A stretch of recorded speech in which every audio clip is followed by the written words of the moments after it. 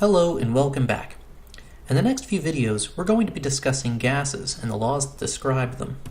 Now, it turns out that gases are a really complicated system that consists of an enormous number of particles, and each one of these particles is flying around and interacting with each other and colliding with the walls of a container.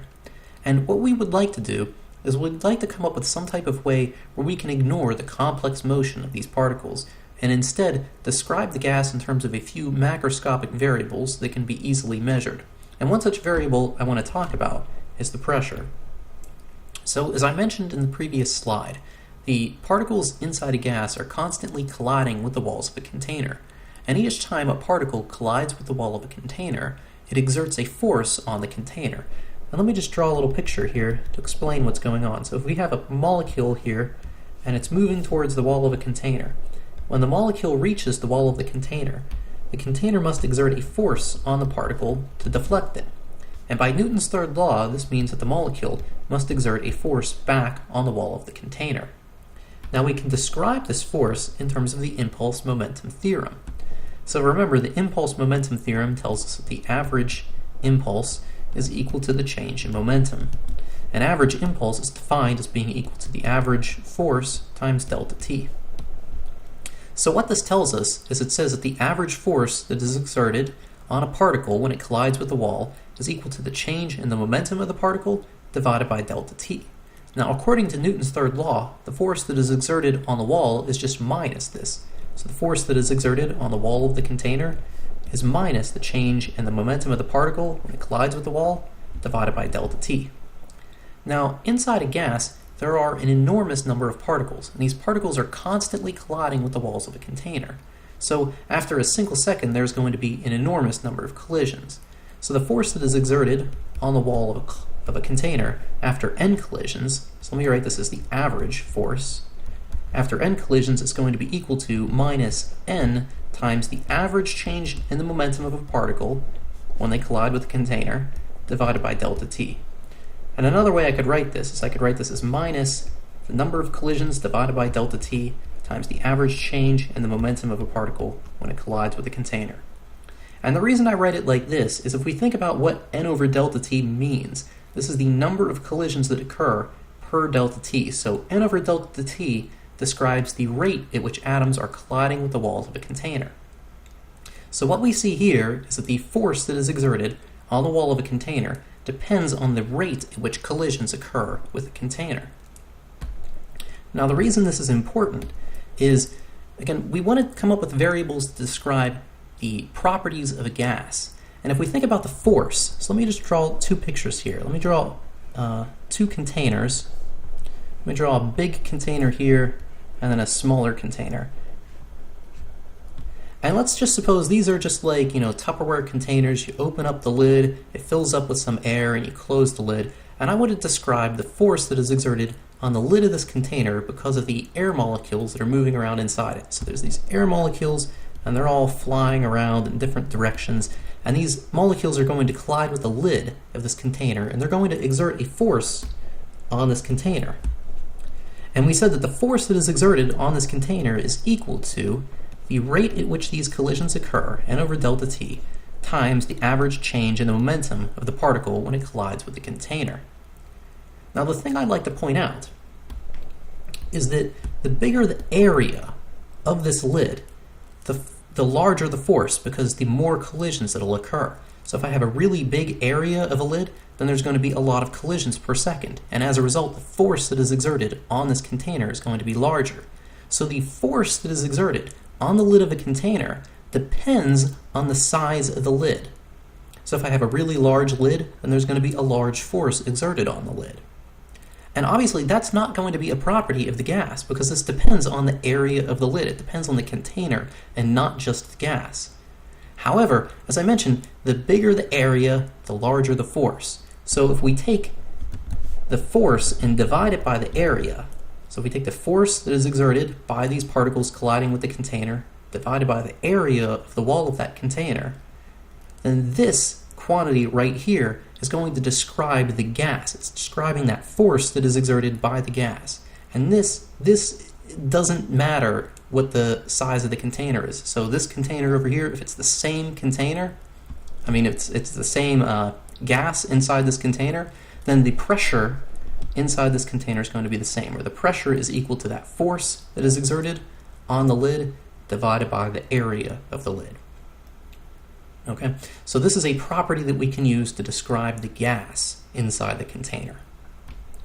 And as always, whenever I introduce a new concept like this, I'd like to take a look at the units of this. So we have pressure is equal to force divided by area. Remember, the units have to be equal on both sides of the equal sign. So we have the units of pressure have to be equal to the units of force divided by the units of area. And the units of force are newtons, and the units of area are meters squared.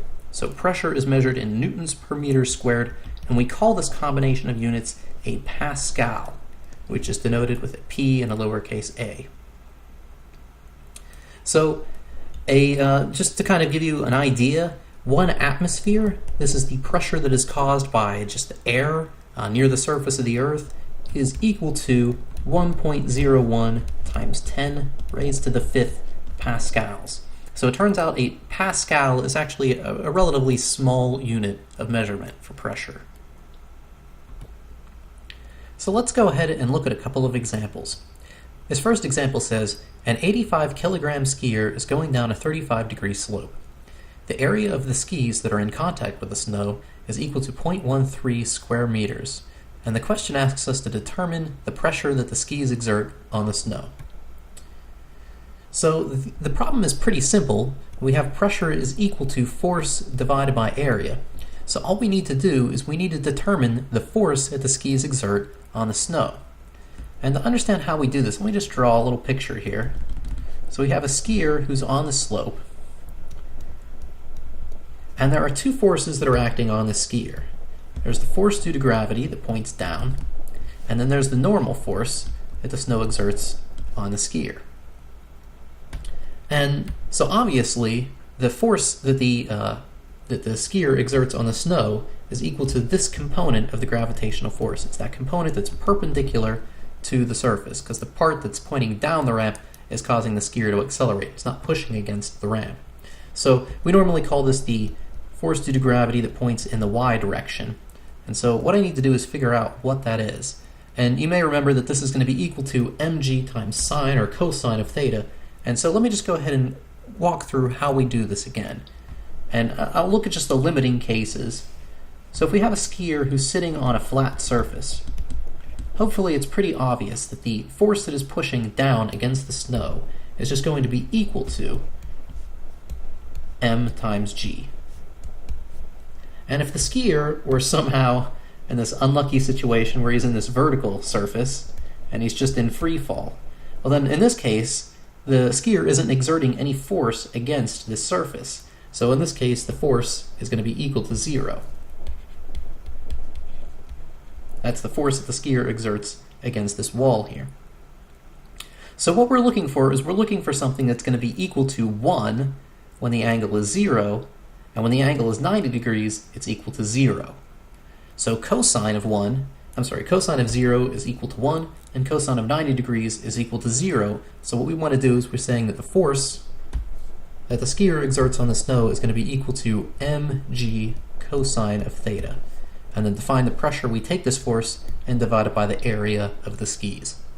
So now if we just plug these numbers into a calculator, we'll see that the pressure that the skier exerts on the snow is equal to 3.58 times 10 to the 3rd pascals.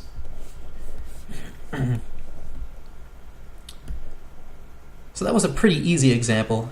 Let's go ahead and look at a more complicated example. This one says a cylinder fitted to a piston has a mass of 0.5 kilograms and a radius of 2.5 times 10 to the minus 2 meters.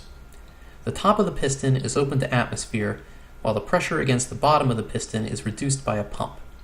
A rope is attached to the top of the piston and passes over a pulley. At the other end of the rope is a 9.5 kilogram mass.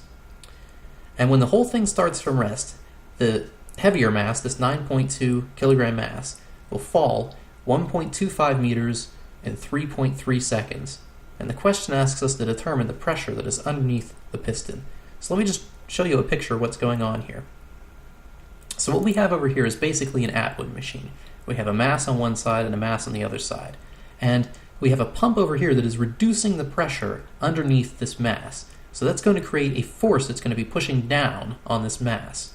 And the question is what is the pressure inside this area here, such that this mass is going to fall 1.25 meters in the course of 3.3 seconds.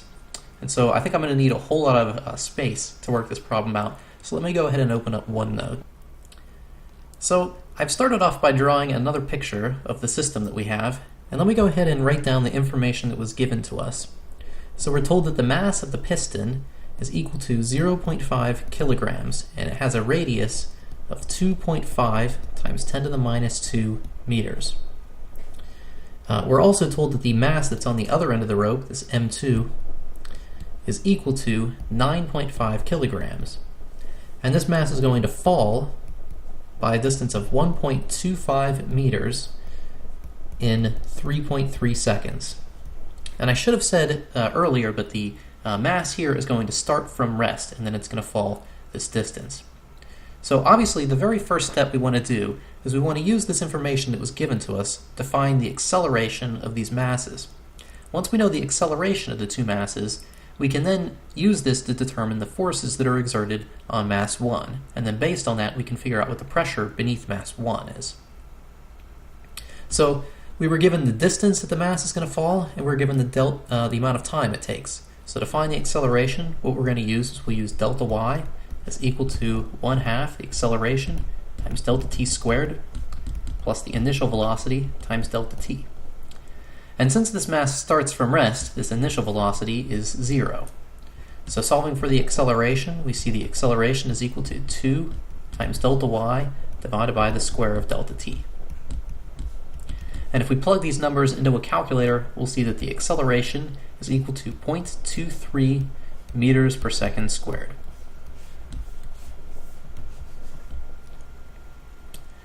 So now that we know the acceleration, I want to figure out how this acceleration depends on the forces that are exerted on mass 1. Now looking at this is obviously an Atwood machine-like problem. And remember that when we have masses that are connected by a rope, the way that we solve these types of problems is the first thing we do is we pick a direction that we're going to call the positive direction. Now because M2 is going to be falling down, I'm going to call this direction the positive direction. The next thing we do is we draw a free body diagram for each of the two masses. So let me go ahead and draw a free body diagram for mass 1. So let me draw this. So we've got mass 1 here. And there are actually quite a few forces that are being exerted on mass 1. As always, there's this gravitational force that's pushing down. Now because there's a rope attached to it, there's tension that's pulling up.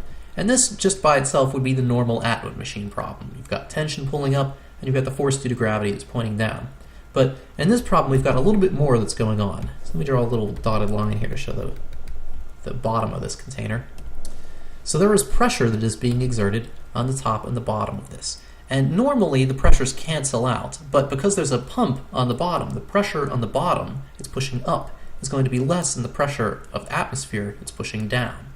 So we've got this pressure, we've got this force is pushing down, and this is equal to the pressure of atmosphere times the area of this lid. And then we've also got this force that's pushing up, and this is equal to the pressure that is created by the pump times the area of the bottom part of this container.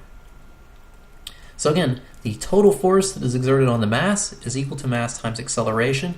So we can say, see the total force that is exerted on this, again up is the positive direction. So as I've shown here, this is going to be the positive direction. So when mass 1's moving up, this is a positive direction. So the forces that are pushing up is the tension. So the sum of the forces is equal to m1 times acceleration. So we have tension plus the pressure of the pump times the area minus, we've got the force due to gravity pushing down, and then we've also got the pressure of atmosphere times the area of the container. And this has to equal m1 times the acceleration. So let me go ahead and just rewrite this slightly. I'm going to group these two together and I'll factor out the area.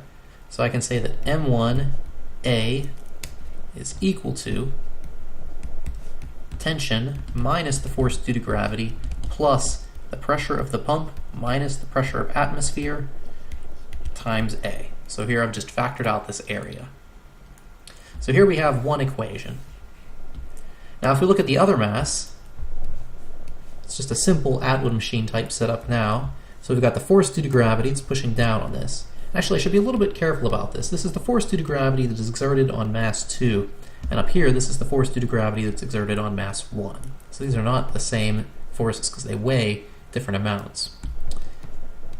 And then we have the tension that's pulling up on mass 2. Now remember, tension is the same. So the tension here in this part is going to be equal to this tension over here. And again, this mass is going to be moving downwards. We're calling the downwards direction the positive direction. So if we sum up the forces that are exerted on this mass, it's going to equal m2 times A. And the force that's pointing in the positive direction is the force due to gravity that's exerted on mass 2. And this is going to, and then we have the force that's pushing up, which is the tension, and this has to equal m2 times A. So we get two equations from this. We have this equation, this is the from applying Newton's second law to this plunger here, and then we get this equation here from applying Newton's second law to the mass that's hanging on the other end of the rope. And since we know the acceleration, what we want to do is we want to write down an expression for the acceleration, and it'll be in terms of this pressure of the pump. And then what we can do is we can solve for the pressure of the pump. So to solve for the acceleration, what I first want to do is I want to solve for tension, and then once I solve for tension, I'm going to plug it into the other equation, and then I'll have an equation that is only in terms of acceleration. So what I'll do is I'll use this equation here to solve for tension. So if I do that, I see tension is going to be equal to, so if I add the tension over here, and then I subtract off this m2 times A, I see tension is equal to the force due to gravity exerted on mass 2 minus m2 times A. Or, since this is m2 times g, this is m2g minus m2a, or just m2 times g minus a. So now what I want to do is I want to plug this into this expression that's up here. So the expression that was up there, let me write this down, is T minus m1g plus the pressure of the pump minus the pressure of atmosphere times area is equal to m1a. That's just this equation that I have up here. I've just rewritten that. And now what I want to do is I want to plug this in for tension. So if I plug this in, I have m2 times g minus a minus m1g plus the pressure of the pump minus the pressure of atmosphere times the area of the container is equal to m1 times a. And at this point, I actually know everything except for the pressure inside the pump, because I know the two masses, I know the acceleration, we solved for that already, and the area is just pi r squared, where r, remember, is equal to, I think it was 2.5 centimeters, yeah, 2.5 times 10 to the minus 2 meters. So now all we have to do is solve for the pressure in the pump. So first I'm going to move all of these things over to the other side. So I have the pressure of the pump minus the pressure of atmosphere times the area, the surface area of that cylinder. It's going to be equal to, so we'll have m1 times a plus, because I'm going to add this over to this side, so we'll have plus m1 times g, and then we'll have minus this. So that's going to be minus m2 times g minus a. Or let me rewrite this by factoring out this m here. We'll have m1 times a plus g minus m2 times g minus a. And this is going to be equal to the pressure of the pump minus the pressure of atmosphere times the area of the container.